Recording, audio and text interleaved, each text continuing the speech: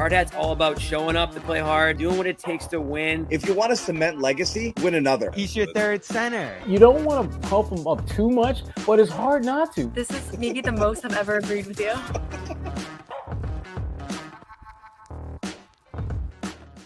Oh, your microphone came off right as we started. Look at this. Kind of like the Golden State offense, just completely off. They came apart right before the game started. Microphones coming apart before the podcast started. Jimmy T, A. Sherrod, B. What's up, man? How you doing? What's Celtics going on, man? With a 40-point drubbing. Yeah, it's drubbing over the Warriors. It was cold to get me some cupcakes, but Golden State, they served one up tonight for sure. My goodness. Yeah. 125-85. Celtics starting off the road trip on a high note, a very high note here after a long plane ride. And Bobby was trying to get some info about the plane ride from Coach Mazzulla, and I'm just not sure. I'm not sure Joe was interested in talking about what was on the plane. Ahmed, you get that sure clip? Joe was not interested in talking about. Let's get the question up right off the bat. Let's see. How was the flight out here for you guys? Did you kind of have any conversations, things like that? What just kind of addressing the recent stretch you guys have been on? No. That's it. The look on Joe's face before, as Bobby was asking the question, you knew that the answer was going to be ridiculous. Look at the eyes. Yeah. Look at the eyes right now. Oh, look at those. Those are what we call daggers. Like, what are you asking me? No. Those are some daggers at Bobby. And we have Bobby. Obviously, you guys know Bobby is there out in Golden State, and Noah is as well. We're going to hear from them in a bit, assuming Bobby survived that press conference. I think he did.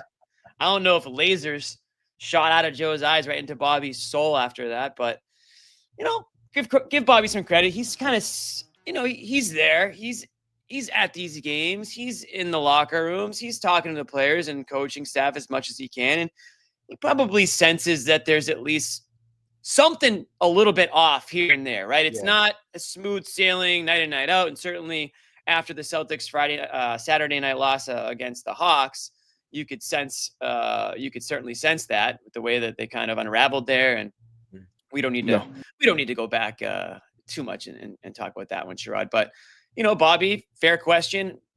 Trying to just, poke around, see what's the energy, what's the vibe like. But Joe's not having any of that, so that's fine. The Celtics, they answered it, I guess, the only way they really needed to which is on the basketball court with a pretty dominating win. Again, an undermanned Golden State Warriors, no Draymond Green. Kuminga's not playing for them. A couple other guys that were missing, Podziemski. So, and the Warriors are not the Warriors, right? They're not the Warriors that the Celtics have seen in past years. They're kind of almost at seems like they're approaching a bit of a crossroads right now. And TNT guys were talking about it briefly, but they've got to go one way or the other. I think if you're Golden State, what are you going to do with Curry? What are you going to do with Draymond? Are you going to try to build something to give it one more go of things, or are you going to go in another direction? So, well, you know what, Jimmy, they remind me a lot of the last couple of years with Paul, Kevin, and Ray, where once Ray left and you have, Kevin and Paul, it's like they're good enough to get to the playoffs and they might even get out of the first round, but that's the ceiling for them. And Golden State is actually probably a step or two below that right now. Right. They're probably good enough to get to the playoffs, but beyond the first round, I don't think there's any team that they would see in the first round of the playoffs. And that's assuming they're not in a play-in game, which is a big assumption at this point. But if they are, there's not a team I would imagine in the playoffs that they would be favored to beat. And even in a play-in situation, I think they're looking to be the underdog. So they really have to do some soul searching and figure out where they are going to go directionally. And frankly, it's a tough call when you have great players. You had a dynasty type. Yeah. I mean, you got marketable guy, like a Curry. You don't want to just get rid of him. You gotta look at how do you have to go about breaking this thing up to build it back up. And I mean, I give again Danny Ainge a ton of credit. I mean, to trade 2 Hall of Famers. That's a ballsy move. No matter where they are in their life cycle as an NBA player, it's a ballsy move to do that. And I just don't think Golden State, at least up to this point, has the cojones to do that.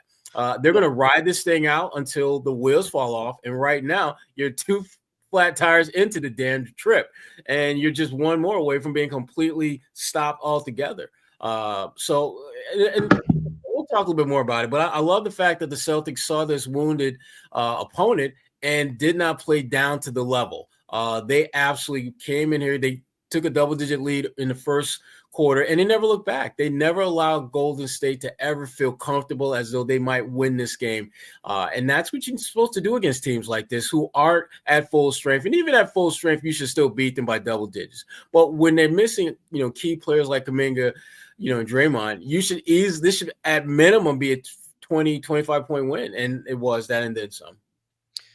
Yeah. And we got a clip here actually from another good Bobby question. I think Kerr, hopefully, I don't know exactly what this full response was, but I'm assuming it was more words than what Joe Mazzulla's response was. So Ahmed, if you don't mind, let's play this pregame clip of Bobby's question to Warriors head coach Steve Kerr. Do that a couple of times. What were some of the challenges of, all right, you have that great run, you win it, and then you got to go through that next regular season? Like, what kind of stood out about on repeating here for you? Repeating. I think just having to, we always say at the beginning of the season we're climbing Everest. It's when you start training camp, it's like you're at base camp, and the NBA season is such a long haul. And if you go to the finals, it's over 100 games, and so if you go to the finals and come back the next year, you're right back at base camp, and that's intimidating. And especially for the Celtics, they've been at it for 7-8 years, playing deep into the postseason. And it's not like this was a brand new team last year winning it all. They've had to fight through a lot of difficult seasons. So perfectly natural for them to have a little bit of an emotional hangover and maybe not be at their best game after game. I've seen that a million times in this league. So, but what I would expect is come playoff time, they'll be ready to roll. They've got guys in their primes, well-oiled machine, well coached. They know who they are. So I wouldn't worry about the Celtics. If I were one of their fans, this is normal. Yes and no. I mean, there you go. It's normal for a team that has great success to kind of have those doldrums and just spurts where they don't look like themselves. But with the Celtics, there's almost a rhythm to that, Jimmy. With the Celtics, there hasn't really been a rhythm to that. I mean, like they will, they'll struggle, during the the NBA Cup, stretch where they'll lose to a team like the Atlanta Hawks without, Trae Young, and yet you will go on the road against a team that has won a ton of games in their building and beat the crap out of them by 40 points. And they've got and they still have their best player available, and so there's the Celtics. It's a little bit different because some of the things that they're doing are not easily explained away as, oh, well, it was just one of those nights. There's something that seems to be a little bit off kilter with them. And I think that they know that. And I think part of the challenge that they're having this year is figuring out exactly what do they need to do to get back into that great flow and rhythm that they were in all season long. Because even when they lost games last season, it felt as though it wasn't a big deal. But a lot of the losses this year feel like there's more to it than just they had an off night. And the fact that there are more losses than there were a year ago, I think compared to last year, this one, I think they're maybe 3 games off pace, which is not a ton, but there just doesn't seem to be a clear, definitive, this was just a bad game vibe. It seems like there feels like there's more to them losing some of these games now than there was a year ago. Yeah, and the Warriors were able to repeat. The last team to be able to do that was that 17-18 year? Yeah, 16, 17, 17, 18, something like that. Yeah, and then they were able to win another one, but then Denver won the following year. So bits and pieces, different, a little bit of a different full roster, but obviously the same core guys on those teams, and how difficult it is, especially once you have the target on your back, but not just that, the longer playoffs, the shorter off season, guys needing to continue to buy in, right, Sherrod, and continue to make those sacrifices, because it is a sacrifice, right, to win a title. Players, and going back to the first not the first Celtics championship, but the one prior to the most recent one with KG, Pierce, and Ray, that was a lot of sacrifice that those players had to make. And I wouldn't say lack of sacrifice was the reason they couldn't win again. I think injuries were the reason they couldn't win again, which is unfortunate. But with this Celtics team, yeah, they've had some guys in and out of the roster so far, but I think the hope is that health isn't going to be a factor in this. What I think will be is whether or not you can get every player to continue to buy into their roles, accept their roles, thrive in their roles, grow into their roles. And there's been a couple guys who have, and there's been some guys I think are not adjusting to it maybe as easy as they could last year, or just simply not, for whatever reason, the production level isn't quite where it needs to be. And I think that's the real reason behind some of the struggles that you've seen over the last 6 weeks or so. I think part of it, Jimmy, I think is that it's I don't know if it's so much that guys aren't buying into the roles. I just don't. I think guys. I think some guys don't really understand clearly what their role is relative to the roles of the guys around him. Like, yes, my job is to be a scorer, but I also need to be a playmaker when the scoring opportunity isn't there.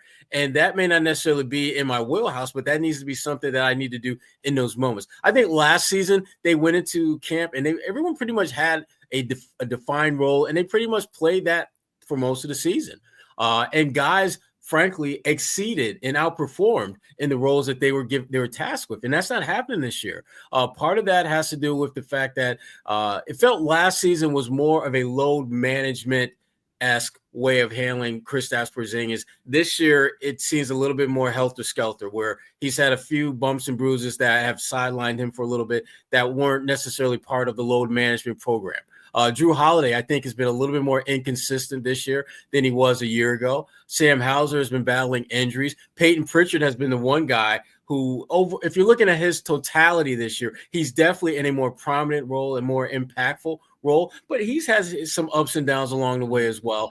And he's learning to adjust to how teams are now adjusting to him. So his role is definitely changed, and it's changing literally from one game to the next because he has moved up so much further on the scouting report.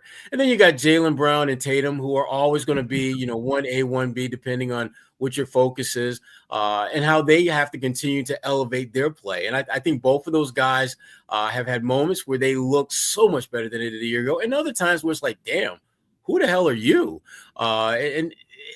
When you got all these different elements coming together with one goal in mind, and that goal is to win another championship, it gets a little messy. It gets a little ugly, and it looks disjointed at times. And while I understand Joe Mazzulla not hitting the panic button, because he's absolutely right not to hit the panic button, there needs to be a caution flag waved, nonetheless, that there's some things that I need to look at a little bit differently. And I think that's really where this team is going to either find a way to get back and win a title, or they're just going to come up short. The path that they took to win a championship last year is not the path that they have to take now. And I think the sooner they embrace that, recognize that, and recognize what changes need to be made, the better their chances are of becoming the first team since the Warriors to repeat as champions.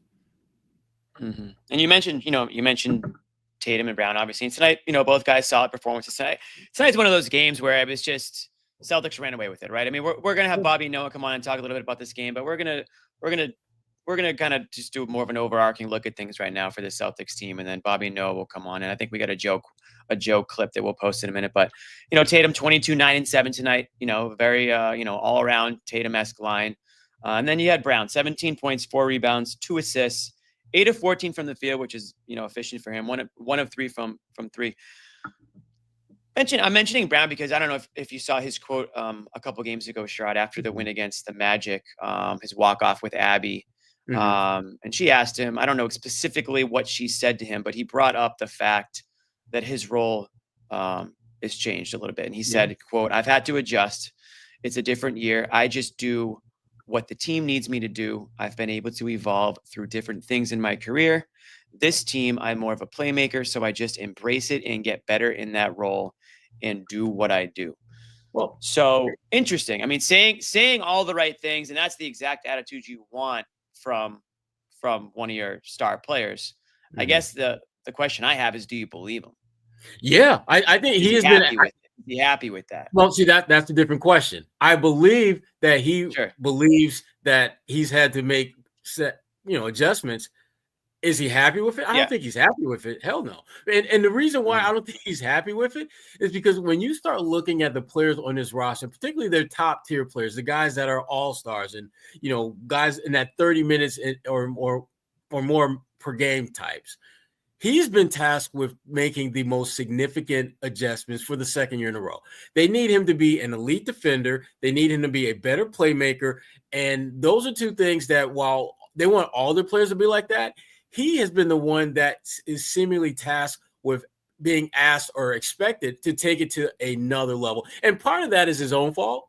Part of that is him putting that on himself, saying, hey, I want to be an all NBA defender. Well, if you're going to put that bullseye on your back, then you damn well better step up at that end of the floor and be great night in, night out. And he just hasn't. He's been good a lot of nights, but certainly I wouldn't say most nights. But yeah, I mean, I think what he's realizing is I think Jaylen is an example of be careful what you ask for because you just might get it. He wants to be the guy defensively, and he's getting that opportunity, and he's realizing this shit is hard. I don't know how Drew Holiday and Marcus Smart and those guys do it. Oh, that's right. They don't score as much as I do, so they exert a little bit more energy. And I think what we're starting to see from Jaylen, we're starting to see the scoring dip a little bit. And to be very candid with you, I'm okay with that because I would much rather Jaylen be a high teens to low 20-point scorer and really good defensively, really good consistently, than be a guy that gets me 24, 25 a night and has 2 or 3 really just absolute crappy defensive possessions. If he's able to cut down, to me, if he's able to cut down the not so great defensive sets that he has, and maybe it costs him maybe 2 or 3 buckets here or there, I'm okay with that because that's going to make the Celtics a better team. They're a better team when Jaylen Brown is an elite defender.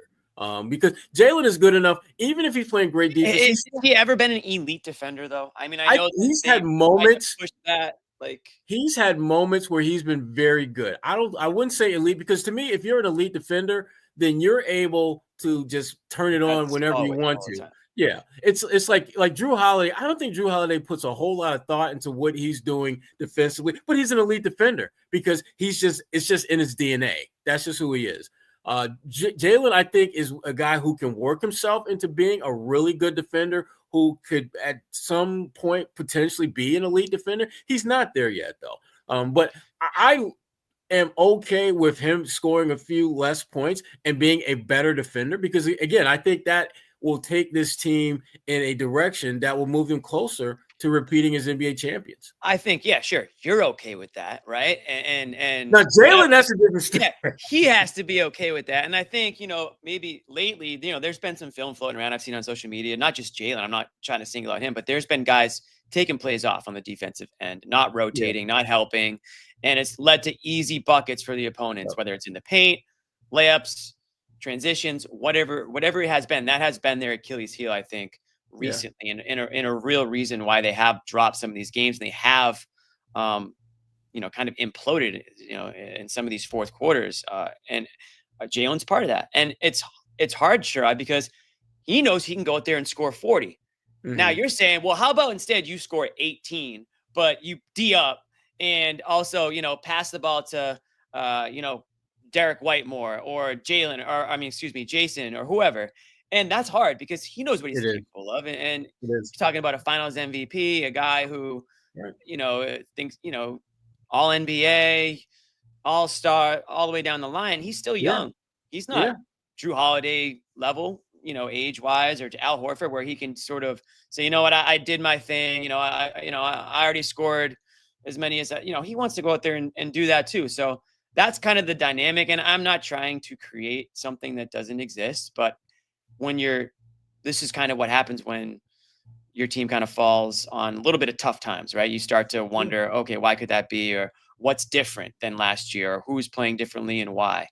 We do have a clip here. Speaking of Jaylen Brown, we have a couple clips, I think, and this is from tonight's game. Amit, why don't you hit the clip for us, and we'll see what we got here. Seemed like you guys got a lot of good offense out of going at Curry there, especially in the third quarter.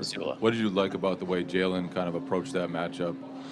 I thought the first play of the game, Curry deflected a pass, and I thought we made a conscious effort to be more physical in our post attacks, whether it was Curry, Hield, and even Moody at times. And I thought that compromised their defense a little bit, and we were able to take advantage of that. So, I think the physicality of our deep post catchers versus their smalls was impactful, and we found different ways to get to that, whether it was JB, whether it was JT, whether it was KP. But I thought JB did a good job of kind of setting the tone from that physicality standpoint. Mm-hmm. I agree. There you go. I agree. And to me, what I was saying earlier about how the Celtics have to figure out what's the best path to get back to the finals and win it again, because it's going to be different than it was a year ago. I think JB might be the key to unlock that door to get them on that road, because he is the one guy that we can look at right now and say, who can go out there and give me 30 points? Who can go out there and lock up a guy, or at least make life extremely difficult? And remember, Jimmy, this is the other thing too, and no one is really talking a lot about this, but is a clear and undeniable note to officials to let guys play a little bit more now, to be a little bit more physical. Yeah. Of all the Celtics players to benefit from that, I don't know if anyone is going to benefit more than Jaylen Brown, because he's the one guy who, again, can be physical defensively and still go and get you 30. I mean, Drew Holiday can be physical. I think, a couple other guys can be physical, but none of those guys have the ability to be physical like Jaylen can, and go out and get you big time set scoring. the tone, like you said. That's right, and that's what Mazzulla was talking about, and that's what you need from Jaylen. I mean, to be honest with you, and it's not so much a thing where he doesn't want to do it. I just think that he struggles with the one thing that great players tend to struggle with, and that is, I can do this really well. I can do that really well. Why are you asking me to do this other thing? Right. Why can't someone else do that? And again, it goes back to a point that you made early on, Jimmy, and that's about sacrifice, and about how what that sacrifice looks like last year is different than what it will look like this year. Your sacrifice last year may have been sacrificing shots. Now your sacrifice might be, sacrificing switching defensively, where you have to actually be more locked in.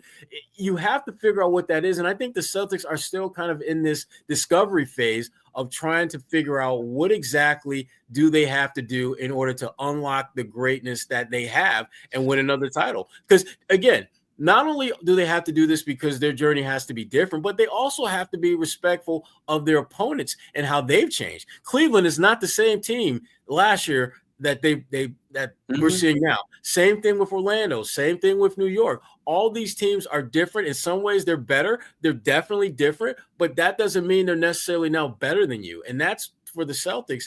They have to figure out how can they get into a flow, a rhythm of doing what they're great at that's better than their opponents, because all of those teams are now legitimate challenges to them. And I even mentioned the Atlanta Hawks, who have won the head-to-head series with the Celtics this year already. Yeah. So, there's the good news for the Celtics is that the solution to their problem or getting to where they want to be isn't necessarily adding this or adding that. I think all the answers, they already have them. It's just a matter of finding them, understanding what they mean, and executing on a more consistent basis, but specifically executing in the playoffs.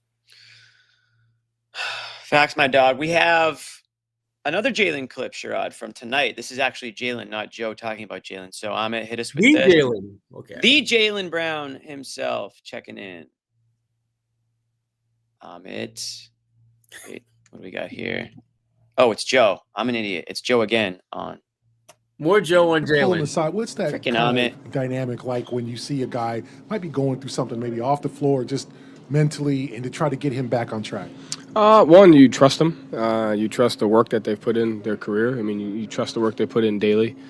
I think that's a huge part of that. These guys go through, so much on and off the court. So it's a lot of trust, just seeing the way he carries himself. And I think it's just my job to, hey, how can I put you in better situations? So I just think it's a high level of communication that you try to have, and just, whatever they need, you try to make sure us as a staff and team can put them in the best position. Okay. Another Joe bite. Sorry, I thought it was Jaylen Brown, but it was Joe on Jaylen Brown. Which is just as good. Just as good. Maybe we will. Jaylen Brown hasn't spoken much, actually. I was going to say, that's why I was kind of psyched that you kept saying Jaylen. Like, we haven't heard from Jaylen in a minute. We have not heard from Jaylen in a minute. So if he does speak, we have 2 reporters on the scene who will make sure that we get that clip. I have no idea. I would imagine he'll speak tonight. With him being back in Cali, I would imagine he'd speak. So. Yeah, I would. No, this was, look, I just think that Jaylen is such an important part to this team, and the focus has been, I think, obviously on what he does from a scoring standpoint, but I think his defense is a difference maker for the Celtics. I think when he is really locked in and making that a priority, I think the Celtics are really, really good, and they're really good even when he's not doing that. But I think they become special good when he's locked in defensively, because again, he's one of the few guys that you can look at that can take his own individual matchup and convert that into points the other way, with steals, deflections, block, all that. He can, and once he gets the ball, he can go, and he doesn't need guys to run with him to start a transition. He can be a one-man transition. He's very good in that regard. And for him, it's just a matter of just, committing to that sacrifice. And it's hard. I don't fault players like Jaylen not one bit for not sacrificing every single night, because none of us do anything, no matter how good we are at it, every night. And when we're asked to do something that isn't necessarily our strength, it's even harder to sacrifice. And so I give him a lot of credit for what he's been able to do up to this point. But, the thing that he has to remind himself, and all these guys have to, is that the goal at the end of the day is to win another championship. And it really doesn't matter who gets the credit or who scores or who gets the rebound. It's about doing whatever role you are tasked with doing to make that happen. Last year we saw Jaylen's role was to be a little bit of everything. He was really, really good offensively. He was a matchup nightmare for pretty much every opponent they saw. And while he's going to have those opportunities, I think this year in the playoffs, his role may be to be more of a stopper this year. That may be what they need from him more so than the points. But he has to figure out what he has to do to help them. And his teammates have to do their parts as well. I mean, if Jaylen is busting his ass defensively and making plays and he's giving up the ball early, you better knock that damn shot down, or you better make that hockey assist and get the Celtics some points, because, he's thinking, damn, I got a guy like Steph Curry on me who, no disrespect to the future Hall of Famer, he can't guard me. And I'm giving the ball up so that you can get a good shot. And so again, it's going to take a collective effort, obviously. But Jaylen, I think he's got the tools to basically make whatever sacrifices necessary and still put his imprint in a significant way on the game. I agree with everything you say, except I need to see him. I think we all need to see him be a little bit more effective scoring. This dude is a scorer, Sherrod. At the end of the day, it'd be great to see him lock down guys, and we know what he's capable of defensively. But I got to see the outside shot falling a little bit. And Joe Mazzulla mentioned it tonight, the physicality on both ends. Obviously, you want him to be strong defensively, but my favorite Jaylen Brown is the guy that posterizes people. Yeah. That's my favorite Jaylen Brown. I think that's everybody's favorite Jaylen Brown. Like, just be the guy who is just more athletic, stronger, fiercer, whatever word you want to use. Tap into that. If you're angry about your role or whatever it is, just unleash that rage on some poor sap on the other team and get the team going that way. Because when he gets out and again, this team needs to get out in transition more. That's another thing that I've been harping on. Because when he's out in transition, I mean, who wants to get in his way? No one. Nobody. So I think that's kind of where I'm at with him a little bit. Certainly you want to see the effort on the defensive end from everybody, but based on his athleticism, what he can be capable of on the defensive side of things. And I do wonder sometimes if he's just not in his own feelings, but just caught up in something that might not be going the way he wants it to, or teammates wanted to. And then that just kind of snowballs into lackluster performance. And so that's kind of where they need to get back to. The irony to me of that, Jimmy, is that often it's his defense that triggers those potential posterization moments where he's able to get out in transition, or he's able to get a deflection that lands in the hand of Derek White, who starts to break, and he gets it up to Jaylen up court, and Jaylen's got a dunk. I personally like the bully ball Jaylen Brown, where he'll get the ball and he'll just back a little ass guard to get to that elbow, and then the defense is like, bring the mid range back. Exactly. What is the defense going to do if I leave my man? Jaylen's just going to pass to the guy that I'm leaving. If I stay where I'm at, he's going to shoot over my little 6'3" guard, because Jaylen at 6'6", 6'7" has ridiculous rise on his. He's one of the guys that when he jumps, his release is usually at the peak of his vertical leap. So you're getting him at the highest point of release, which there are very few guys his size that can alter that shot or block it. So he becomes a major problem when he's able to play bully ball. And I don't think he gets as many opportunities as I think he could or should. But again, it goes back to what we were saying earlier about just kind of figuring out what your path is for this team, and Jaylen specifically, to be that guy, to be an impact player, to put this team on that path to winning another title. But yeah, the posterizing Jaylen I like. Bully ball Jaylen I love. Bully ball. Bring back bullying. Let's bring back bullying, Sherrod. We've gotten away from that over the years, but I say, you know what? You kind of need it. We're talking about in the basketball context, people, before we get just be clear, Jimmy. We're talking about basketball bullying. On the court, off the court, just bring it back. It puts everybody in their place. Someone's saying no. I'm trying to help this kid. All right. Before I get myself into more trouble, let's talk about our good friends at Prize Picks. It hit me with the Prize Picks. What is Prize Picks, you might be asking? Well, it's the best place to get real money sports action with over 10 million members and billions of dollars. That's billions with a B. In awarded winnings, Prize Picks has made daily fantasy sports accessible to all. You just pick more or less on at least 2 players for a shot to win up to not 10, not 100, 1,000 times your cash. Run your game all season long on Prize Picks. And I got to say right now, Sherrod, the big game is coming up. The big game. The three words you want to hear. The big game. And Sherrod's Eagles are still alive. Baby. They made it interesting last night, Sherrod. They made it very interesting. And I actually thought, I'll be honest, I thought the Rams were going to come back and win that game. You know what? I was feeling good until the kicker missed that last extra point. That's what I'm thinking. Here we go. That's going to come back. Yeah. Anyways, let me finish this. The big game is almost here, whether or not the Eagles are in it or not. And it's now or never. Don't miss out on the last football game of the season with Prize Picks, the best place to win cash while watching the big games. Prize Picks is also giving away a free pick for this game, where one of the starting quarterbacks will only need to throw 1 yard to win. Wow. I'll be honest, though, if it's Hurts, he may not get that. He's not much of a thrower. If you're correct on at least one more stat projection, you can win real cash. I mean, guys, help Prize Picks help you. I mean, they're doing it for you here.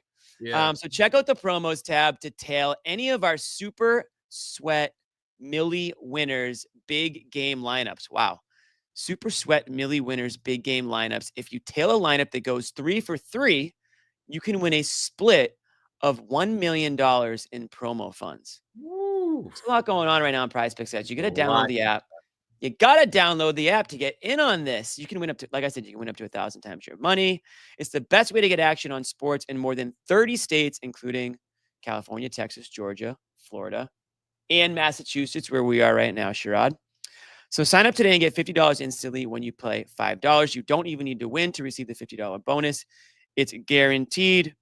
Use the code. There you go. Download the app today and use the code CLNS to get $50 instantly after you play your first $5 lineup. Again, download the app today. Use the code CLNS to get $50 instantly after you play your first $5 lineup. Do that before the big game, guys. You want to get in on these promos. So you want to download it, start playing around with it, and use the code CLNS. Make sure when you do that, Prize Picks, run your game. There you have it. That's our Prize Picks. Our good friends at Prize Picks, and yeah, we've got some fun football games coming up next weekend. Bills Ravens was a good one. I think the better team won. I'm going to just say that. Well, the Ravens did exactly what people might disagree with me in there, but look, I mean, you make a great pass that could potentially force overtime, and a guy literally just dropped it. I know, just dropped it. I mean, he did, but why didn't they run it to Henry? I mean, you've got basically almost like the GOAT running back, and he beasted a touchdown drive on his own like earlier in that game. Just hand him the ball. He just needs to fall into the end zone. But I wonder whether just the weather conditions might have been in their heads. They're thinking that, we just need to Lamar just throw the damn ball to a guy who's Andrews must have been gassed. Yeah, I don't know. That was tough. Okay. But you know what? They shot themselves in the foot a couple of times in that game with the turnovers. And Bills move on. So we've got Bills against the Chiefs. Bills against the Chiefs. Man, if you're rooting for the Chiefs, you must live in Kansas. This is like the Chiefs are like the Patriots now. Nobody wants the Chiefs. Nobody wants the Chiefs except the referees, apparently. The NFL. Wow. You sound like DeMarco Ryan. Hey, we all saw it. Yeah. And then you've got Redskins, Eagles, Sherrod. I hate to say it, but I think the Redskins are America's team or the Bills. It's the Redskins and the Bills right now. We gotta go villain mode right now. You do. Because that's the only way. And I listen, the Redskins are good. I mean, they're playing great. They're doing the things that you're supposed to do this time of year. We're talking about what's that, Jimmy? We keep saying Redskins. We keep saying Redskins. Right. I guess we got to call them Commanders. I did that too. Right. They are the Commanders. My fault. We'll bleep that out. Sorry, everybody. We'll bleep that out. The Commanders have the best quarterback playing in the postseason right now. To me, I don't even think it's close. Hot take. Playing right now, he's not the best quarterback overall, but playing right now, absolutely, he's playing better than Mahomes. He's playing better than Allen. He's playing better than my guy. So hell yeah. Daniels, he's been that good for the Commanders without question.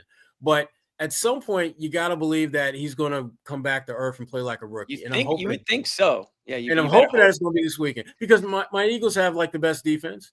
And although we're not 100% healthy, we got enough guys out there who balling out. Darius Slay, I think, is going to make at least one pick. And we'll find a way to win. We'll find a way. I'm debating whether I'm debating whether or not I'm going to fly to the game. And Prize Picks or game time. Yeah. Game time might have to come in here in the clutch.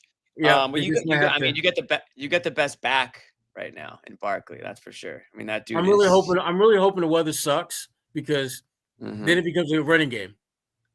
Yeah. I like our chances when we have to run the ball. When both teams have to run the ball. But Daniels can run too. That's the thing. It's going to be a running heavy game, right? You've got two mobile quarterbacks. You've got you've got one mobile quarterback. I guess Hurts gets out there a bit. My guy isn't quite as mobile as he usually is, especially after he took that one sack where he got the left knee bent a little bit. So I'm not sure. No, Daniels, man, I'll tell you what. In New England, everyone's in love with May, but I think Daniels might be the guy out of that draft, at least so far. I don't think it's an argument. It's not an argument for sure. Not an argument right now. May's got to we'll give May a chance to throw to somebody first, but I'll tell you what, if you're in Washington, you are on cloud nine after what you've been through, and new owner, new quarterback. All of a sudden, you're in the NFC Championship game. Like things are looking up over there, and if I'm in the NFC East, like you, Sherrod, I'm glad that I'm the Eagles and I'm not the Giants or the Cowboys. Let me just say that because those two teams, they got to deal with a lot for the next few years. Yeah, unless the Commanders find a way to screw it up, which is very possible. That is there's still some Commander blood in there somewhere. Exactly. Yeah, history there. I'm seeing here a my mom is talking to me here. We got some Drew sound. Let's see what Drew had to say after the game in the locker room. Talking about Jaylen, maybe? I don't think he's talking about Jaylen, but we're about to find out. Just around each other, try flight question. The same as normal. I don't think it was anything too drastic or crazy up or down. Pretty normal. I got to see my family since I'm from the West Coast. So with a little rigatoni and not a pretty normal situation. Playing some cards. All right. Bobby is hammering the plane. He must have a plane sidebar. It was article sponsored by Delta or something tonight. I don't know what's going on, but we'll get the lowdown from Bobby and Noah coming up here. But it sounds like there was not much of a interesting flight, So I guess we could put that story to bed. I don't think there was. It's a long flight, man. You're just chilling. One, it's a long flight, and two, it's not like there was a very definitive, dramatic moment that they were all trying to come to grips with. I mean, it wasn't like someone had this really ghastly injury, or there was an incident on the court where a couple of players were screaming and cussing each other out, or there, like this wasn't like the end of the game where Kyrie is looking at Gordon Hayward like, why did you get me the ball? And then you got to. There wasn't any type of moment of catastrophe that they were having to kind of deal with and be stuck in this box for 6 hours where they couldn't. It was just unavoidable. No, they haven't played great basketball, but it's not the one thing that we've seen with the Celtics team. If we really start to think about it, they tend to be at their best when they head out west after not playing great. Like they haven't really hit the road playing great basketball, but they somehow find that mojo between the time they leave, Massachusetts and they get to wherever the hell they're going to. And then they just look like the team that won an NBA title just a few months ago. So I'm not worried about them competing. I am worried about them winning another title because I do think that there's some things they've got to clean up if they're going to win another title. But as far as them competing for one, they'll be one of the last team standings. There's nothing that they have done that makes me feel that's not going to happen. But I don't feel nearly as confident in them winning a title now as I did at the start of the season. Poor Pete. He came onto the show. We were talking football. All he wants to know, Sherrod, is if KP played okay today. Pete, we love you. We know you're a good fan of the show. I think KP played great today. Yeah, I think he played good today. I think he's been playing good. Like the consistency is there for me now with Porzingis, and hit a three, like I think to put him up 8-0 to start the game. Kind of got rolling early, and they didn't really need much from him in the second half. So I mean, you're going to look at the box score saying nothing's really going to jump out at you like, oh my God, this guy went off, because it just wasn't that necessary of a performance, from any of the guys. But what Porzingis gave you in that first half, I thought he looked active out there. Outside, inside game is starting to round into form, and it's always just going to come down to bubble wrap. Wrap this guy up any chance you can get, and when he's out there, hold your breath, because when he's healthy, he's doing his thing. And I think the broadcast called him the X factor tonight, and I think that's probably true, especially when you look at the way some of these other guys are struggling a bit right now, whether it's Brown, whether it's White, whether it's the bench. You can go down the line with some guys that aren't probably at the place where they were last year at this time. Porzingis, you can't really say that for. I would say he's pretty, he's kind of looks like a similar type of player than he was last year for them. He's still ramping up maybe a little bit more, but I think at this point we can kind of expect same type of guy that we got from him last year. Yeah, I mean, the Celtics, they remind us all that, they are a team that, as talented as they are imperfect. They have some flaws. But the thing about Porzingis is he allows you to have a little bit more of a buffer for those nights where guys aren't shooting the ball well, or guys aren't necessarily at the top of their game. And the point that you made, Jimmy, that I think to me, it's the one thing that he gives them that really is problematic for pretty much any team they play.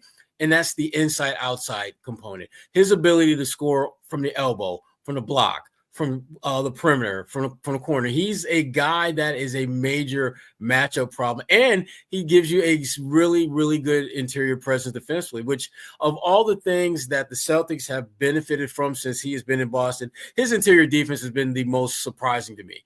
Because, he was never a guy that when you watched him play in New York or even in Dallas, did you get this, or hell, it's definitely not Washington. did you see him as a guy that could actually be a presence defensively? He would average like a block or so a game, but when you're 7'2", 7'3", you should be able to block a shot, on average a night. But to me, the more impressive thing about him is just the fact that when he's out there defensively, he makes teams reluctant to look to attack off the dribble and finish at the rim. And that's a really good thing for the Celtics to have. And frankly, when you look back to those Brad Stevens coach teams, the ones that were good but not good enough, they never really had that type of player. And the minute that they had an opportunity to land someone like that and trade for them and acquire them, they did. And the rest is history. I like what I'm seeing out of Porzingis, but Jimmy, we're both on the same page. I don't want to do anything that will put him in harm's way between now and the playoffs. I love limiting his minutes. I think that his minutes should continue to stay capped at 30. I don't want to see him play more than 30 minutes in a game between now and the playoffs. And it's not because I don't think he can do it. I know he can do it. I just don't think they need him to do it. And I just don't want his body to go through that type of wear and tear because, again, everything is going to come down to what happens in April, May, and June. You've got to do a ramp up to get there. I know that. The players know that. But ultimately, when you look at this season and you're looking at, what's the narrative of the 24-25 season, it is going to come down to what they do in the playoffs. And Kristaps Porzingis is going to be an important part of that story to be told. If it's going to have the kind of fairy tale ending that the Celtics are hoping for, similar to last year. Yeah, I mean, I think that him being in the lineup, more consistently here could get the other guys going. You need consistency, and to start this season, whether it was Porzingis, whoever it was, that they couldn't get those starters in there. And then once they do, weirdly enough, that's when the losses started to come. I don't know if that's coincidence or if that's just I don't know. I find it hard to believe that as better players enter the starting lineup, it becomes harder to win. But I just think there's adjustments that need to be made.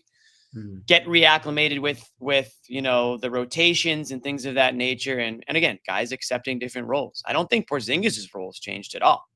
He's a guy that came in here, knew what his role was going to be, obviously in and out of the lineup due to injury. So never was going to be in a situation where he was going to be some sort of alpha role. When he came to Boston, he knew that he was coming onto a team with Tatum and Brown. And after that, he kind of slid into that third spot. Now, you look around, Derek White on any given night could be in any number of the pecking order there.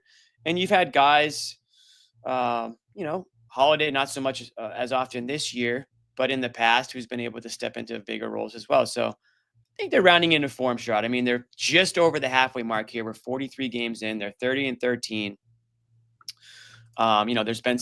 There's been some blowout wins like we've had tonight. And there's been some really disappointing collapses like Saturday night. And I think it was you and John to start the show Saturday.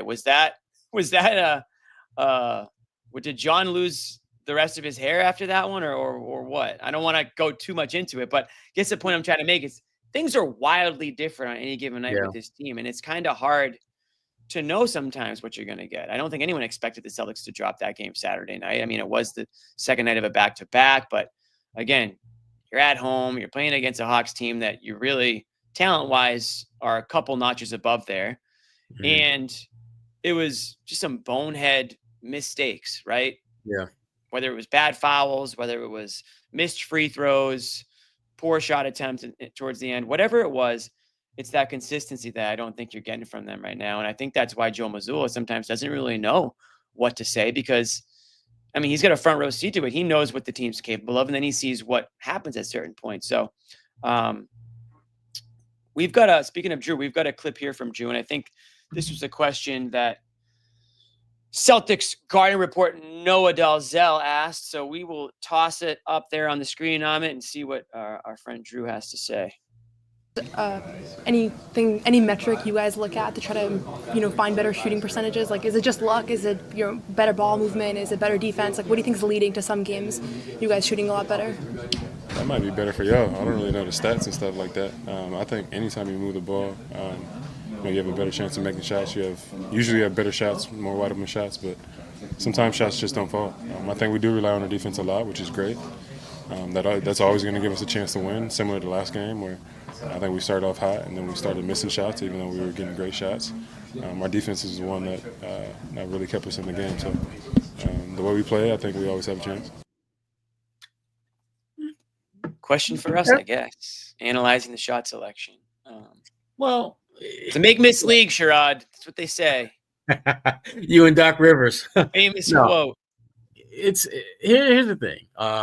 I think the shot selection isn't that radically different than it was a year ago. I think that the biggest difference is that there was a flow and rhythm to their shot taking and shot making last year that I don't think is there now.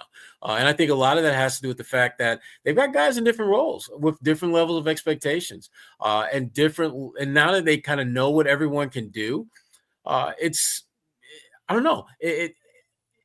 They're still trying to figure out exactly what does their role look like for this team.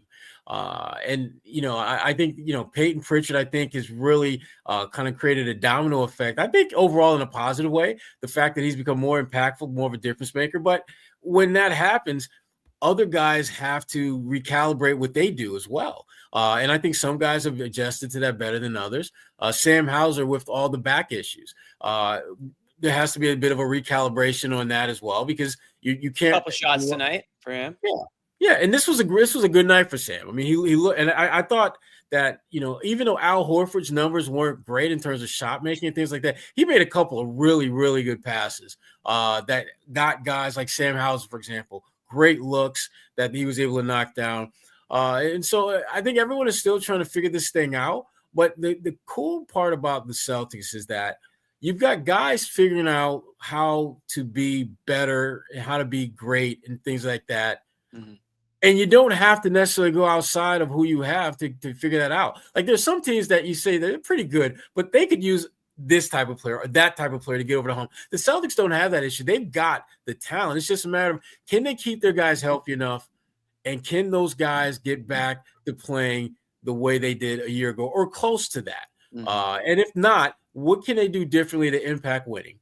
Those are some of the issues and questions that the Celtics are kind of still trying to navigate through. And keep in mind that it's not like the wheels have fallen off. I mean, they still have one of the best records in the NBA. They're going to be a top 2, at worst, I would imagine 3 seed in the East. They're probably going to be 2. 3 seed. I said at worst, Jimmy. At worst. Watch out for those Knicks. Watch out for those Knicks. Scenario. Yeah. But they're most likely going to be number 2 seed, in which, again, for them, that's fine because that means they'll be playing a team that they should be. You play those Knicks either way, though. I mean, yeah. With the way they've been playing at home, Sherrod, 2 or 3 won't really matter. I mean, they've been dropping games at home left and right, so that's definitely one thing that they're going to need to get right before the playoffs. Is and again, Jason Tatum seems to understand how great the fans are and the atmosphere in the TD Garden, but I think sometimes they might take it a little bit for granted. So you're really going to come out and it's just foot on the gas. If you're at home, especially in the playoffs, just set the tone early on because those Knicks, I mean, we're jumping ahead here to a playoff matchup that might not even happen, but it's shaping up to be that. And that's going to be a dog fight type of a series. Yeah. We're going to, it sounds like Bobby and Noah are getting set up, so we're going to hear from them shortly.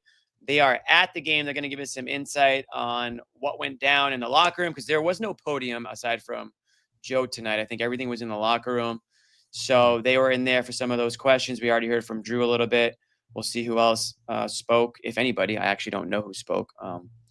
And in the meantime, we were going to toss it up. And let's hear from John Zanis, who's not on the show tonight, but we're going to bless us with his voice as we hear about our great sponsor, Game Time.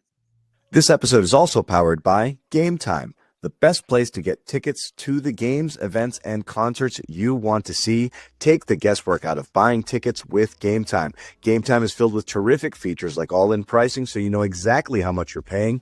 No surprise fees at checkout. You also get panoramic views from your seats in the app so you know exactly what you'll be looking at before you buy, plus a lowest price guarantee, or Game Time will credit you 110% of the difference. Download the Game Time app, create an account, and use code CLNS for $20 off your first purchase. Terms to apply. Once again, download that Game Time app, create an account, use code CLNS for $20 off your first purchase. Terms to apply. What time is it? It's game time. All right, Sherrod, I'm on Game Time right now, actually. And guys, there's a lower there. Download the Game Time app, create an account, use the code CLNS for $20 off your first purchase. Terms apply. And you can use that CLNS code, Sherrod, if you're interested in going to this NFC Championship game. Right now on Game Time, I'm seeing upper sideline, section 220, row 23, $817. That's down because it was. I looked yesterday. That's before the $20 off. So you're going for under 800. No, that's a good deal because I was looking yesterday and I think it was the cheapest seat was like maybe it was north of $1,000. Was it? Okay, so they're starting. Yeah, maybe. And that's the beauty of Game Time. You just keep an eye on it, right? Keep an eye on things and check in a little bit closer to Game Time. You might Sherrod, you might need to commit a little bit sooner with at least a flight situation, unless you're gonna road trip it. You could you could do that too. Philly's not that far. For my ass, it's I'm not no. No. But yeah, you're gonna probably be up in the upper section there, unless you really want to get splurgy. I'm seeing 1,600, 1,800, all that stuff there. But anyways, that's Game Time. Only place to go to get your tickets. And then just for the sake of comparison, I wonder what it costs. Let's see what the Chiefs Bills is going for, the cheapest ticket. That game's in Kansas City, right? Oh, that's way cheaper. Yep.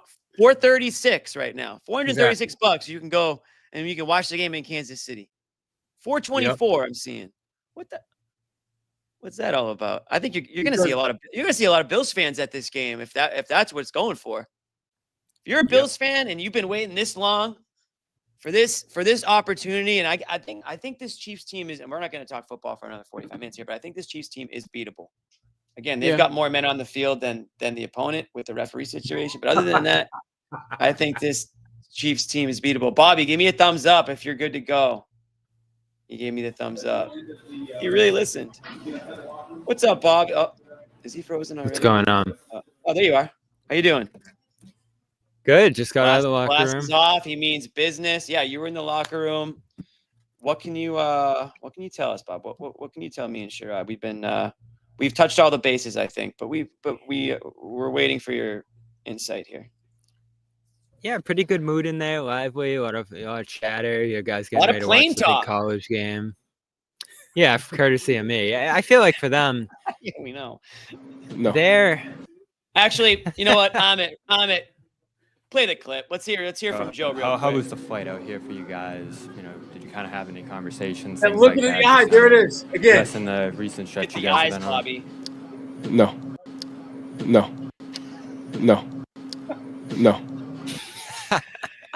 I love that. That's all he had to say about that. Drew Holiday didn't. We played the clip from Drew. Not, he was a little bit more wordy, but similar response in the sense where it didn't seem like it was much going on in the flight. No, I think they were unwinding and just getting ready for this game, and it was short order, right? They didn't have a couple of days here to recollect themselves, and that's what Jason just said. It's like they don't get too upset about a game after because they're preparing for the next game 2 days later here. So that's the last couple of days for them. It was funny, though. Joe came back to the podium after the game and was like, how about that long flight, buddy? Oh, really? Yeah. Oh, we need to get that. We need to get that clip. Amit, get me that clip. Anyways, it was funny. It was funny. And I thought his answer there was funny, too. They're not worried about this. And I don't know if that's right or wrong. I've complained about that in the past. I think it's good to be worried. I don't think worried is the word you want them to be. No, I do think they're serious about addressing the issues, right? I think they're trying to figure stuff out. I don't think there's a sense among them that everything's fine. This is great. Like, I think they are actively trying to figure some stuff out. And you saw it again in this game. Jayson came out, about 7 minutes into the first or so there. And then Jaylen gets a 8-9 minute stretch to begin the first quarter. And then they bring Jayson back in for the last couple minutes there and take Jaylen out after his 7-8 minute stint. So I think they're getting away from that full Tatum first quarter. You take Jaylen out 5-6 minutes into the game and have him wait until the second quarter to get back out there. They tinkered with that the last couple games, and I think they found the right mix in terms of, all right, have Tatum go a couple stints in the first, keep him out there for a long time still, but still give Jaylen the run time to get into his rhythm to start a game. Because he mentioned it again tonight. In the past, he plays 12 minutes to open these games. He's in charge of setting the tone offensively and making sure they're in the right place. And when he comes out of a game after 5-6 minutes, Jimmy, after they get off to a bad start, all of a sudden it's like, whoa, I can't do anything anymore to help what's going on. So Jayson said Joe talked to them about it. With Kristaps being back, that's an adjustment Joe made over the last couple of games here, and it looks like that's going to continue. So obviously it's not something we talked about much on Saturday because they lost that game, but even in that game, as you guys heard Joe say, he felt like they did a lot of good stuff and came away, especially defensively, happy with what they did in that game. So they screwed up late. They lost. They blew it in overtime. But they found something that night that they used again tonight and worked well here, I thought. Yeah. Jimmy, you're muted, Jimmy. Oh, my bad. Jaylen Brown, you were in there for Brown, right, Bobby? Yeah. Did you guys hear any sound from him yet? Well, we just got it loaded. Should we play it or? Yeah, I thought Brown was in a better place than I expected him to be, just mood-wise, obviously, given how he's played the last week or so here. So, I don't know. See for yourselves. All right, let's play it. Here we go.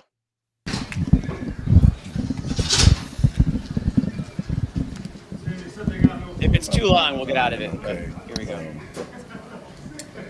Especially you being from Atlanta and a black man as well. Always special for you. Yeah, for sure.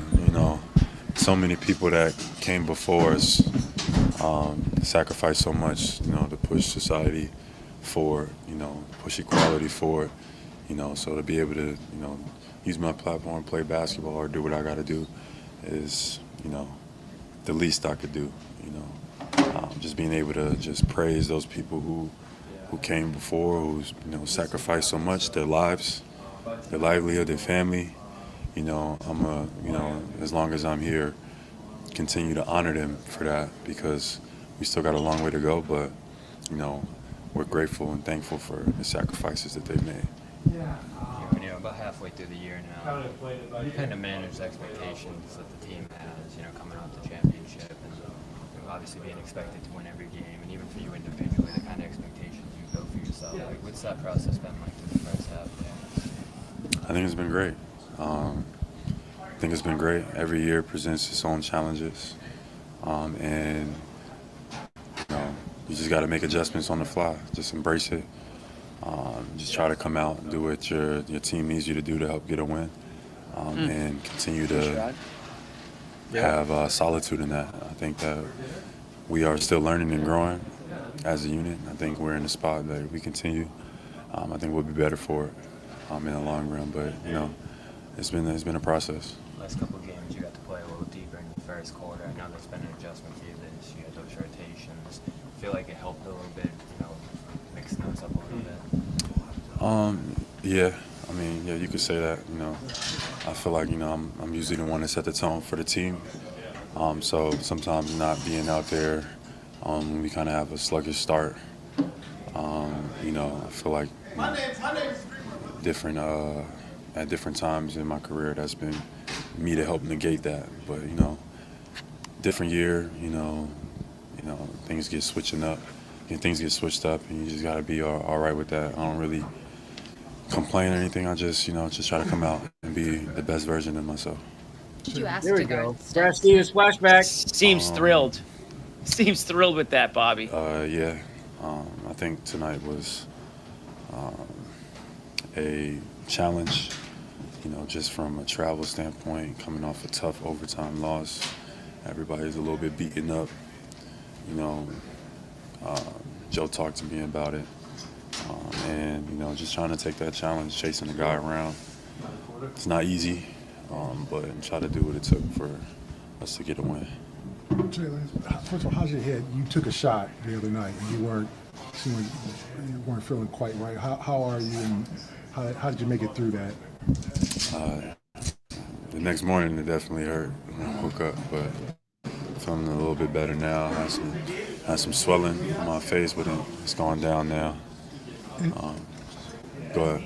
And what's the last week for you been like? I know Toronto was a tough game for everybody, and just trying to kind of get back to yourself. What's that process been like? It's been great. I mean, you gotta love it, just because it's hard to win in this league. You can't take it for granted. And I think we've had to fight for. It hasn't been as easy as we would have liked, and I think that's good for us. It's not supposed to be, and it just shows you how hard it is to win night to night. You can't take winning for granted. You can't skip steps or details, and us losing has been reminders of that. This is what it takes each and every night to be that.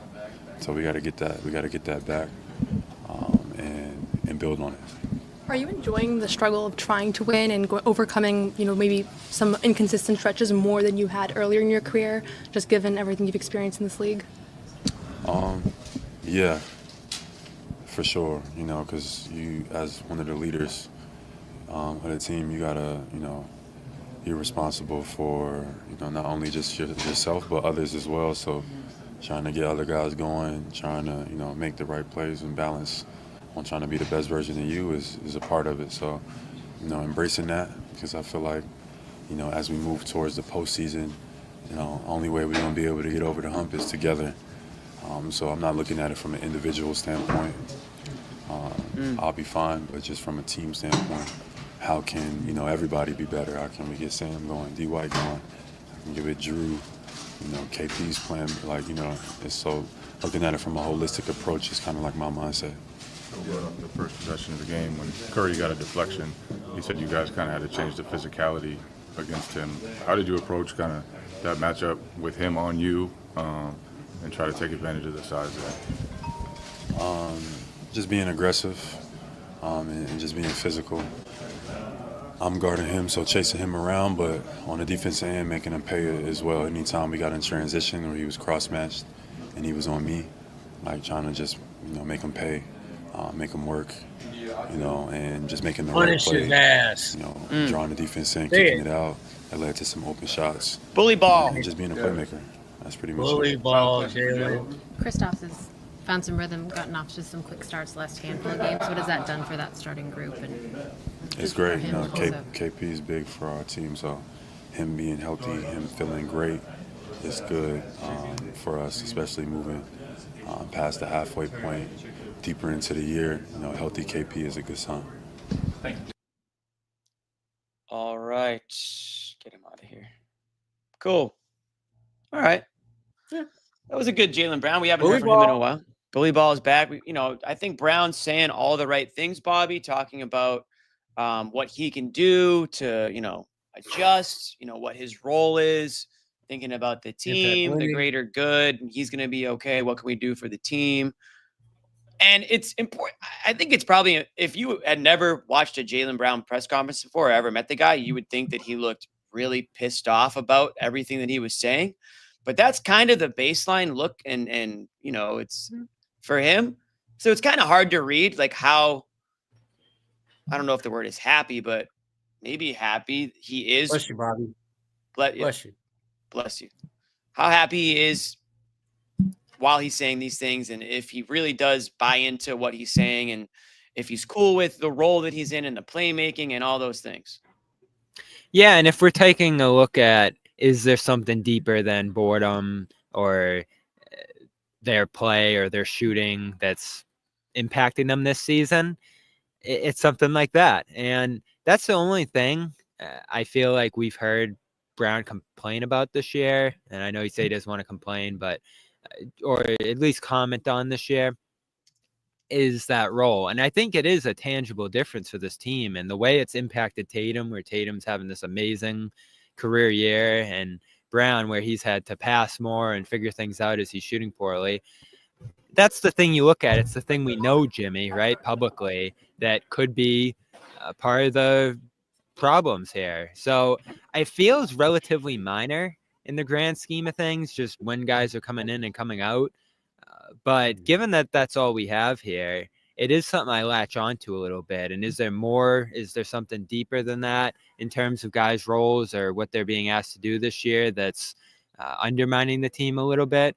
I don't know. I feel like we don't have enough of a full picture of what's going on behind the scenes, but I did find it interesting that, Brown, Tatum, Joe, they're all talking about when guys are coming in, when guys are coming out. And, Tatum mentioned, or Brown mentioned too, like with KP coming back, that's why they made this change here. So I'm interested to see how they evolve with that, because again, Atlanta was an awful game, but it wasn't because of that.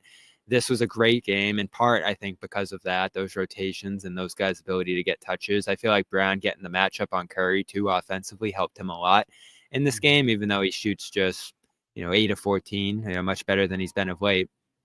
But, he can be even better than that. And if this rotation thing gets him going, if this rotation thing gets him in a better place, I think temperamentally, Noah, it's going to, bleed down to the rest of the team. I think so much of their energy level and their defense and some of the problems we're talking about here flows down from Tatum and Brown. And if those guys are connected on the same page, both playing well, and in turn, both defending at a high level, everybody else is going to do it. I mean, did you see the Holiday energy tonight, Jimmy? And, White and other guys getting going, Porzingis, like everybody just had this real burst because of the way Tatum and Brown started this game, I feel like. And we're going to bring in Noah. Bobby's hitting on Jaylen Brown. We played the full Jaylen Brown locker room sound. So we're all on the same page and what he had to say after the game. Talking a little bit about what he said about kind of different roles and accepting that and what he can do to help the team. So I want to get your thoughts on Brown's comments, his play tonight, and also just this game in general. What stood out to you? Yeah, I think honestly, the message that we're getting from this team, from Tatum to Brown to Mazzulla, is that they're embracing this stretch a lot more than the fans and the media are. And I actually buy it. Obviously, they're going to be smart. They're not going to start calling each other out to the media or sounding like unhappy. But I believe Jaylen when he says that that they're enjoying this, that they're figuring this out. It's a little bit counterintuitive because it looks so much more fun to win. And obviously, I think they do have more fun when they're winning, but I think the general feeling that we have, and this is the first time we've heard from Jaylen for a little bit of time, that they are embracing the challenge. And I'm glad Bobby asked all those questions about the rotation, because that is the one thing that we do have to work with. As he said, like, this is the only thing that we've seen that's different. And I'm glad that Jaylen said, like, it was a little bit of an adjustment, and it is kind of hard for him. And it seems like them going back now and making this he plays the first 9 minutes instead of just the first 6 is a conscious effort to see, like, hey, this wasn't working for him, let's figure out something else. So it's all good things. It's good they're kind of talking through that and that they're being candid about it. And I am glad it was asked, because I think that we were all kind of monitoring the substitution pattern changes, but it seems like it's pretty consequential to them. Yeah, and that kind of started out of nowhere, Jimmy. Like, I don't think that was a plan for them coming into the year, is that they were going to take Jaylen out of that role and put Tatum in. Tatum went crazy in that first game. What did he shoot, like 10 of 14 that night or something? So they just kept letting him roll, and it was like, oh, shit. Should we just keep letting Tatum roll when he starts going in these games? And I do think that was actually a fault of Joe's in the past, is he gets set in a rotation. Some guy would be blazing hot, and they take him out. Or sometimes it was Jaylen, and more often than not, it was Tatum, and that would undermine a guy. And now, for the most part, Tatum's starting these games great. They keep letting him roll, and someone's got to come out, and it's Jaylen a lot of the time here. So it doesn't allow Jaylen to heat up in some of the ways we've seen in the past. But if they can find a balance between getting both of those guys involved, that's the right fit. Now, something Noah and I talked about during this game, we were watching for it. I don't know why they can't play off each other a little more. Like, I think that could probably solve this problem too a little bit. Like, get a 2-man game going, set some screens for each other, just directly play off each other. I think we kind of like one pass, Noah, between these two guys tonight. Yeah, and again, I want to preface this by saying I don't think this is like, I'm Jaylen and I don't want to find Tatum. Wow. I haven't even finished my thought. But I do think that there's zero like actions of them playing off of one another. Like, they zero. just play. Yeah, I mean, I counted. I didn't know the NBA counted passes. I wouldn't have counted if I had known the NBA tracks that Bobby showed me. So I now know how to use that So feature. they're But yeah, down. they're not. I'm they're sitting here down, like Jimmy, from- counting, but there wasn't They're much to down count. from So they're down from 10, 11 passes between each other in their career per game, give or take, to like 7 this month. And part of that's the team. The team's not passing at all. They were last in passes in the league over the last 15 games coming into this. So it's a team-wide thing, but it's also them. Like sometimes it's just, and I think it's the way they play Noah too, as a system, that they just have one of those guys line up a mismatch and the other guy stands to the side and spaces the floor, and that's their game. that's But exactly it what doesn't is. allow for much rhythm to build as an offense sometimes. It can make them a little stagnant. Like, I what just if you just ran Tatum Brown pick and rolls? It's not like the smartest thing to do, but why not just for fun? I feel like it'd be a good vibe move, even if it's not like, oh, this is what's gonna exploit the mismatch. I don't think anyone would know what that looks like. I think They the don't world picture would it. stop. The world I would think the world would explode stop. instantly. It would explode instantly if that happened. John's head would explode at home. It'd be like a nuclear bomb. But if Jalen's the new playmaker, then you would think that you might see that. You know what he's gonna do, Noah? And Tatum, What do you too. do in pickup? You do it in pickup. You hold your fist out, right? Have Brown look at Tatum and hold his fist out, and have Tatum come on over and set a screen. Bobby, we've seen your pickup box scores. Don't make me put that box. Bobby's I'm box not running score. pick and roll. I'd be setting the pick. Noah, this is a true story. We tweeted out Bobby's box score to one of his games a year ago, and it kind of went viral. It kind of went viral. Evan Turner I didn't responded see to it. it. Evan Turner. Evan Turner literally showed it to Brad Stevens and was like, "Look how bad this is." I'm He gonna have did. to go and find that after. I think I shot I what, 6 for 26. It- Something like that. 26 shots, Bobby. They were I all don't know how it twos. I happened. think they were all twos, right? Even Christian Magliola, head of PR for the Celtics, chimed in and was like, "Pass the ball, Bobby. You're better than this." It was like 0 assists, 0 rebounds. I want to find this. 26 Is this shots. is this still on Twitter? Oh, it's Yeah. it's still there somewhere. I mean, I tweeted it out. I don't know. I don't remember exactly what. Let's see. I'll go what find I it. tweeted. Anyways, The other thing I was We gonna don't- say while Bobby yeah. finds that clip, because I do want it, is that just we've heard from a couple people tonight. I think you guys played the Steve Kerr sound about just him, what his perspective is on defending a title. I just asked Yeah. Steph Curry the same thing, and he was like, "They're 30-13. Like, what did you guys think was going to happen?" And I know that those of us that follow and assess each one of these games know that they haven't been playing well. So it's not like 30-13. That can mean a couple different things, but Sure. there is a general feeling outside of this team, just around the NBA, that I think they'll be fine, and this is just kind of how things go, and this is normal for after a championship. It seems normal to everybody else. Like, their reactions are almost kind of like, what did you guys think was going to happen? That they were just going to come, Right. teams have been scheming to beat them all summer. That's what Steph said. He's like, after you win a championship, they spent all summer trying to figure out how do you beat the team that just won the championship. And that's what you have to start the season dealing with every single night. So there is an element of just being here and just talking to these other people in the NBA space that it's like, I think there's a little bit of an overreaction on the Celtics side. All right. I don't. Yeah, can we zoom in on this? No. Off the bench, 26 shots. Off the bench. Oh my God. 22 minutes, 26 shots. That is- zero threes. I had 3 blocks. 0 assists. How did you manage? Only 1 turnover. I don't know. Maybe they probably just missed a couple, but When was this? I remember we were talking about who were we? Oh yeah, Barillo. 2023. Who's Barillo the went dude- crazy. Who's the dude on your team? Bellman Barillo. I mean, sign him up. The Celtics team could use him off 36, the bench. 15, and 7. Damn. 15 boards for this guy. I mean, Bobby. The shooting percentage Maybe- is in line with the team, to be fair. They're all kind Maybe, of Maybe I mean, he Bobby lost shoots a lot of great. potential assists passing to me. Yeah, that's true. Yeah. That is You true. would have had a triple double. Are you just not are you just in the paint strictly, Bobby? Like, I know you're not I shooting think 15 footers. I shot a mid-rangers. Yeah, no, I shot a lot of mid-rangers that game, You're and a I mid- didn't you're a feel like 26, but I guess it was. Here's Evan Turner. That's just 26 shots, 20 minutes. The wildest thing he's ever seen. Yeah, and he's seen a lot. Evan Turner has seen a lot. Anyways, 26 shots off the bench. Damn, Bobby. yeah. Hey, you got to maximize.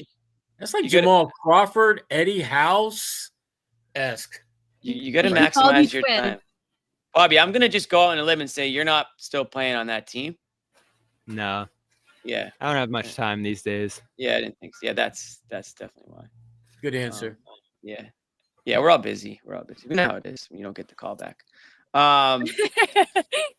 Noah, what else? What else from this one? Were you guys there for Tatum? Did Tatum speak? Because Yes. we haven't played any Tatum sound. I think we have some.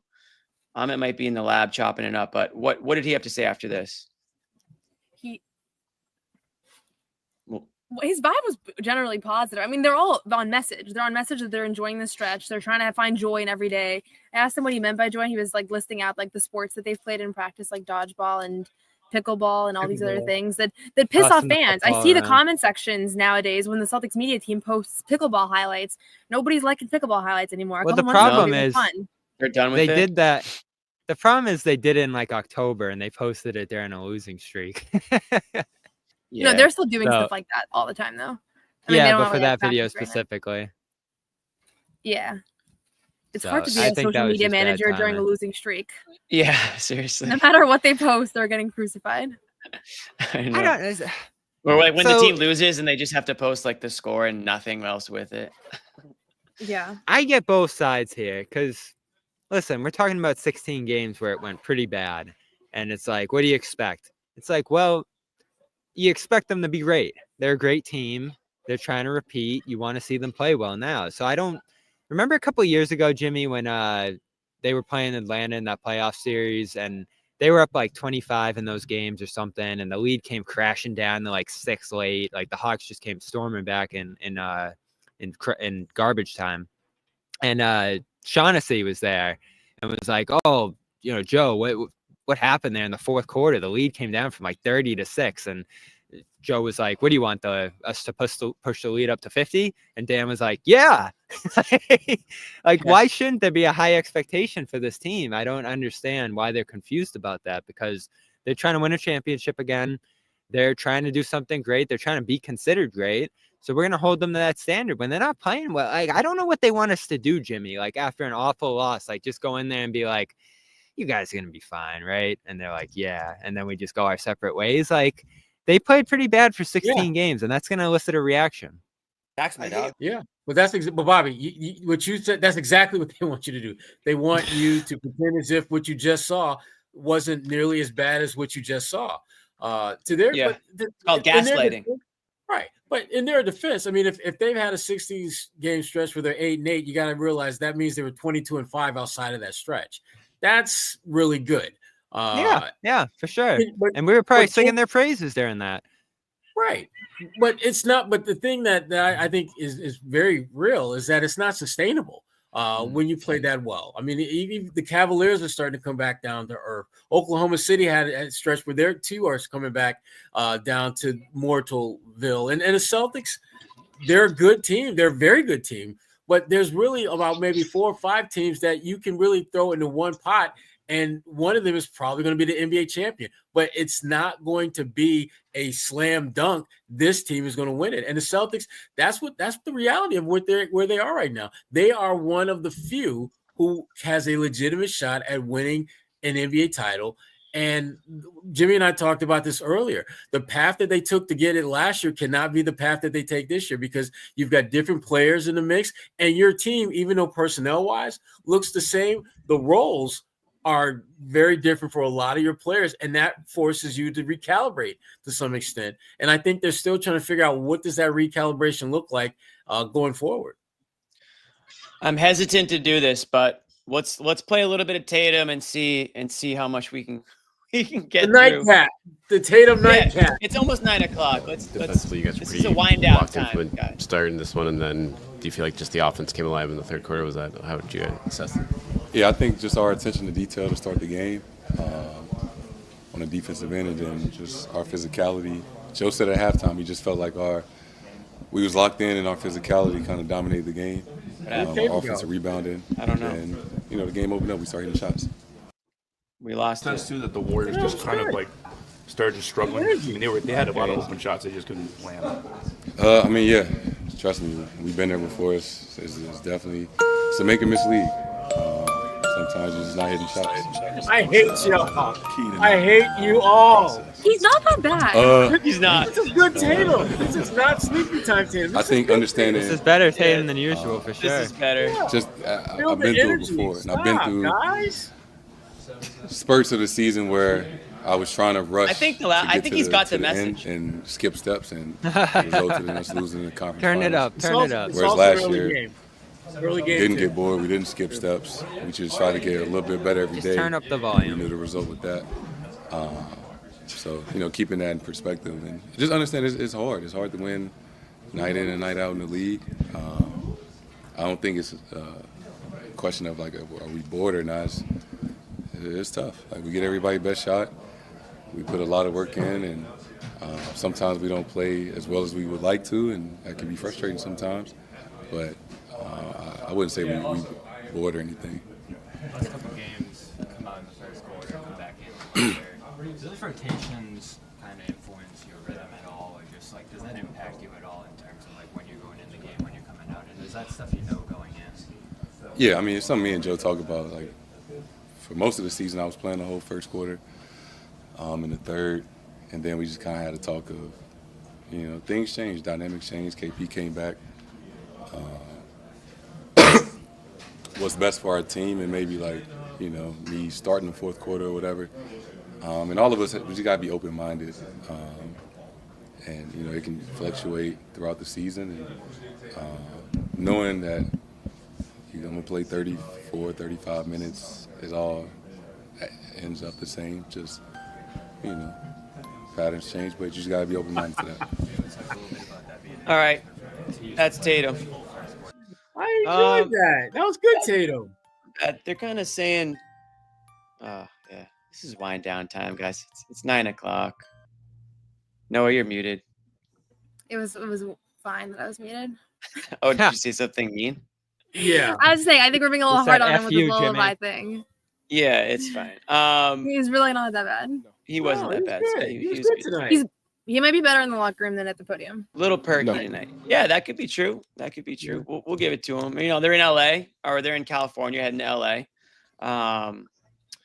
Anything else on this game specifically before we maybe do a quick look ahead and then we'll wrap it because it's 9 o'clock here. People want to probably watch a little college football. I know you guys have big plans out in California too. So anything on this specific game that stood out to you? Any player? Baylor Shireman hit his first man. NBA three-pointer. Oh. Shout out. Yeah, And a that's pull-up great. jumper and 3 Suck it, contested Xanist. rebounds. Yeah. That's Yeah, why that's why- John's not on the show right now. You're right. That's why he's not on this show. He's punching air somewhere. He's pissed. Took them too long to get him in though. Yeah, he only played 4 minutes. I am shocked at how bad the Warriors look, and it's getting bad. They were 7-1 right when they beat the Celtics earlier in the year, and they are 14-20 since. Does that math add up? I don't know, something like that. Don't ask me. And they're about to miss the playoffs, and they're getting more injured. They have guys coming off this bench who were G Leaguers not long ago, and they just got annihilated in this game. And they don't seem like they're going to make a big move here. No. So I don't know what's going to happen to these guys. There was heavy pressure on Curry in this game. They could do nothing to make this game easier for him. And this is really starting to get scary if you're them. It's obviously like when we compare the Celtics struggles to a team like this, doesn't look as bad right now because Right. we might be seeing the end of Perspective, this. huh? A little perspective here.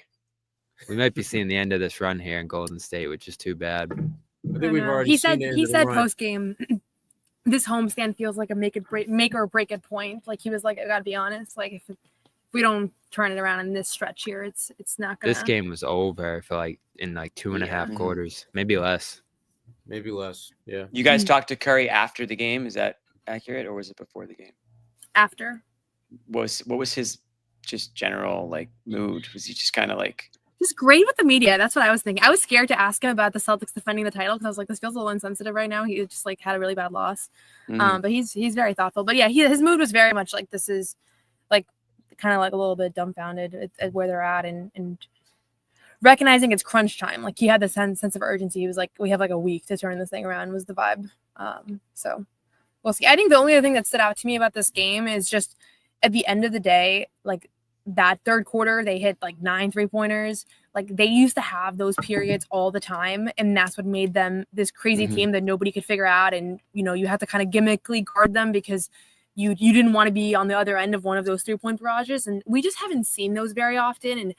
And I think that's the big question. Like, can they just put together more of those kinds of quarters? And I know people say like you don't want to live or die by the 3, but they are gonna a little bit, because that's basketball today, and that's unfortunately like kind of the nature of this team's offense in a lot of ways. And so I don't know. Well, I think today the Warriors defense was, so part of it is like they just got whatever they wanted, but I don't know if there are other ways to recreate like those stretches, because they're gonna need to do that.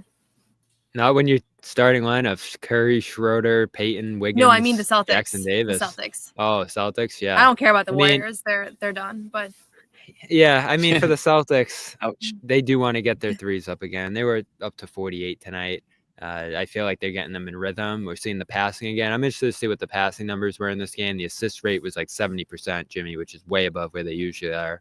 Yep. So the passing, ball movement in this game was great. The energy was good early. I liked Holiday on the offensive glass. I liked some of the activity with Porzingis in the post, and they just had the ball popping a little more than they have of late. And again, like I mentioned earlier, Jimmy, last 15 games, they were last place in the NBA in passes. So I think that lines up. If you're settling, if you're just taking a quick shot and you're not moving the ball around, I think that does hurt your shooting. I know Noah was asking a lot about that today, and it is tough to answer, whether you're a player or you're Joe, what's going to get that shooting going. But I do think for this team, it's moving the ball inside and out. And the Warriors are so aggressive with their helping that this was a good opportunity to get the ball moving again and find some rhythm. So I do think this can carry through this West Coast trip. I know you want to preview LA a little bit. Just briefly. They're going to be tough Very games. briefly. Yeah, they're going to be tough games. Clippers have a lot of games this week because of the fires and rescheduling and all that. So maybe they're more fatigued. They're missing some guys. But it looks like they just have Chicago tonight and then Boston. Boston's the front end of a back-to-back for them, I think. So yeah, we'll see how they manage that. I wonder how the Celtics are going to manage Al and Porzingis for that too, with that being their own back-to-back as well. So I'd probably go Horford against Clippers and Porzingis against the Lakers. And I think national TV would probably like that too for the Lakers game. they don't want Al on national TV. We do. They want Chris Steffs for his sideline interviews. Oh my God. You guys got any big plans out in LA? What are you guys up to? What do we got reservations for out there? I got to start looking at some stuff because we definitely have a lot of time out there. There's a great sandwich spot called Giada that I went to. I think Jared Weiss showed it to me when we were out there a couple of years ago. So one of the best sandwiches I've ever had. I think they had great cookies too, if I remember correctly. So that is something I got my eye on. But again, Jimmy, I'm kind of bummed about going out there because of the fires. Like, it's not going to be a fun time. There's definitely that overhanging the trip, and thoughts are with everybody out there, and I'm sure we have some Celtics fans out that way too that are dealing with that. So we're definitely thinking about you guys. But Bobby and Noah will be continuing their West Coast trip to LA. We've got the Clippers.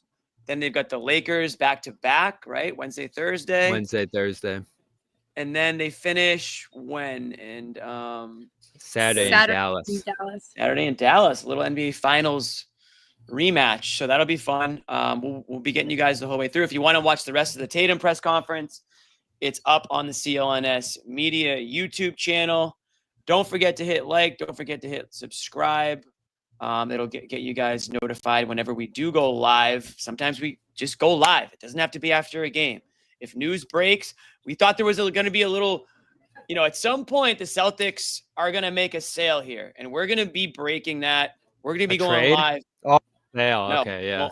Ownership. And we had a little scare today with the fake report that the Fenway Group was going to be one of the bidders, but it turns out they are not. I knew that wasn't real. I woke up out here and was like, that doesn't sound right. Yeah, it kind of came out of nowhere. And then it was one of those things where somebody reported it, and then you'd go to that report and it didn't exist. And I guess that's the internet today. And Red Sox shut it down fast. They're like, yeah, we're not even signing Bregman and Tanner Scott. So yeah, John Henry is not opening the checkbook for anything. Never mind in another professional sports franchise. We got to get the Red Sox figured out first. That's a podcast for another day. But want to thank Sherrod for jumping on, Bobby and Noah for coming. We'll have some late night shows coming up this week. So if you're out on the East Coast, get your naps in, stay up late with us. And if you're out on the West Coast, this one's going to be a little bit easier for you. Yes. We might have to hold off on the Tatum press conferences. We don't want people falling asleep mid-show. But once again, thanks, guys. 125-85 Celtics take down the once proud Warriors franchise. I don't think anyone's going to lose sleep over the Warriors not playing that well right now, and certainly Steve Kerr. Celtics fans have no love lost for him. So once again, Celtics with the win. We're going to head out. We'll see you guys Wednesday night in LA. Peace. How was the flight out here for you guys? Did you kind of have any conversations, things like that, just kind of addressing the recent stretch you guys have been on? No. No one's sneaking a vegan brownie by me, I'll tell you that. Okay, you know what, John? We're going to do it. You have to feel that way too, Bobby. I have to feel that way? Let's fly out over and make Luke your first center. Bobby, we gave you Luke an hour early. We're not going to end this on a damn conversation about Luke